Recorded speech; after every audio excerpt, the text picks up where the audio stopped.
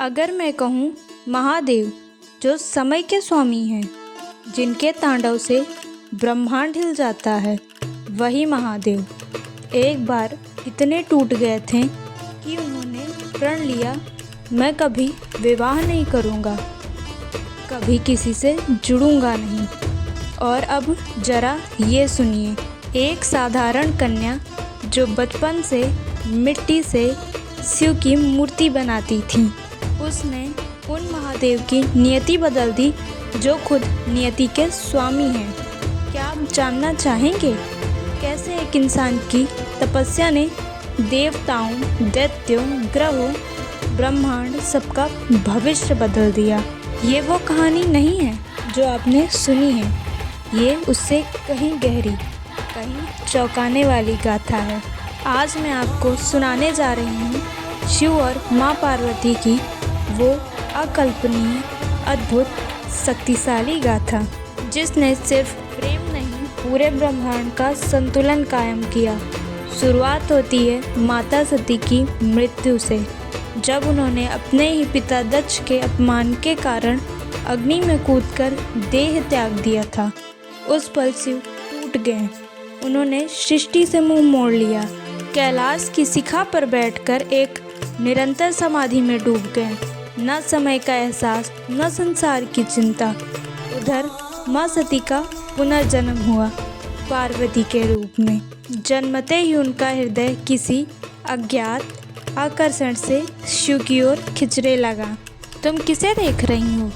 माँ पार्वती बोली, उस रूप को जिसे मैं जानती भी नहीं पर पहचानती हूँ। इधर देवलोक में संकट था। तारकासुर नामक दैत्य ने वरदान लिया था, उसे केवल शिव के पुत्र ही मार सकते हैं। लेकिन शिव तो किसी भी संबंध, किसी भी प्रेम, किसी भी संसार सबसे दूर जा चुके थे। देवताओं को समझ आया, अगर शिव विवाह नहीं करेंगे तो ब्रह्मांड की सुरक्षा खतरे में है। यहीं से शुरू होता है सृष्टि के अस्तित्व के बचाने का संचालन। जब माँ पार्वती ने सुना कि शिव समाधि में है, उन्होंने अपने मन में केवल एक ही व्रत लिया, मैं उन्हीं से विवाह करूंगी। लेकिन यह आसान नहीं था। शिव जी के पास पहुंचने के लिए उन्हें अपने अहम, शरीर, इच्छा, हर सांस तक की आहुति देनी थी। और फिर शुरू हुई विश्व की सबसे कठिन तपस्या। पहले पहाड़ों पर बैठकर जप, फिर भोजन त्याग, फिर सिर्फ वायु, और अंत में निर्जल तप, जहाँ केवल आत्मा जलती है, शरीर नहीं। देवता भी चकित थे, इतना कठोर तप तो ऋषि भी नहीं कर पाए। देवताओं ने माँ पार्वती का तप देखकर कामदेव को भेजा ताकि शिव जी की समाधि भंग हो। कामदेव ने बाण चलाया और उसी क्षण शिव जी का तीसरा नेत्र खुल गया।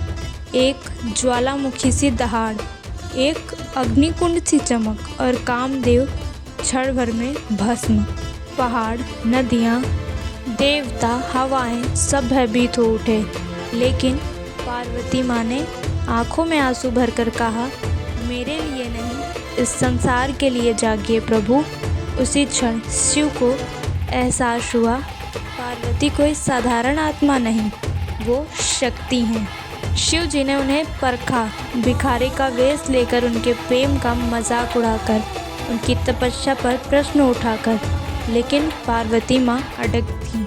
उन्होंने कहा, आप मुझे अस्वीकार कर सकते हैं, पर मैं आपको छोड़ नहीं सकती, क्योंकि मैं आप हूँ और आप मैं। शिव जी मुस्कुराए, अब मैं समझ गया, ये तब प्रेम नहीं, शक्ति का जागरण है। और फिर कैलाश से निकली शिव जी की बारात। गढ़, भूत, प्रेत, योगी, नाग, सिद्ध, ऐसा दृश्य जो पृथ्वी ने पहले कभी नहीं देखा था। पार्वती पक्ष ने दिव्य वैभव से स्वागत किया। उस दिन धर्म और प्रेम, शक्ति और शिव दोनों एक हुए। उनके मिलन से ब्रह्मांड का संतुलन वापस लौट आया।